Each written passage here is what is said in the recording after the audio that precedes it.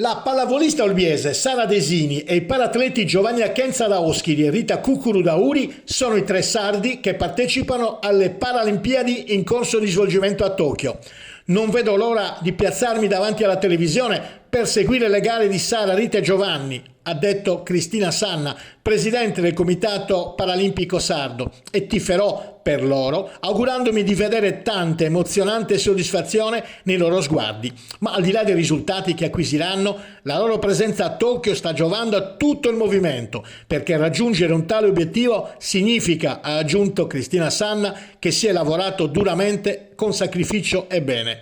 Spero che in questi giorni di gare intense davanti agli schermi si radunino persone con disabilità e i loro amici. Le Paralimpiadi rappresentano un veicolo importante per divulgare il nostro messaggio e per coinvolgere sempre più gente. Io spero vivamente che dalla Sardegna si levino tante richieste di adesione alle pratiche paralimpiche. Sono variegate e per tutti i gusti, aspetto rilevante questo, cambiano l'approccio alla vita.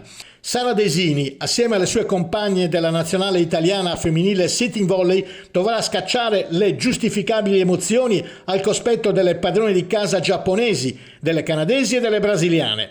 Giovanni Achenza da Oschiri e Rita Cucuru da Uri nella notte tra sabato 28 agosto, 23:30 ora italiana, partenza per la maschile, 23:35 per quella femminile, e domenica 29 agosto hanno da interpretare una prova secca. Metteranno anima e cuore nella gara di paratriathlon categoria PTWC, che prevede 750 metri per la frazione di nuoto, 20 km per la frazione di ciclismo e infine 5 km per la corsa.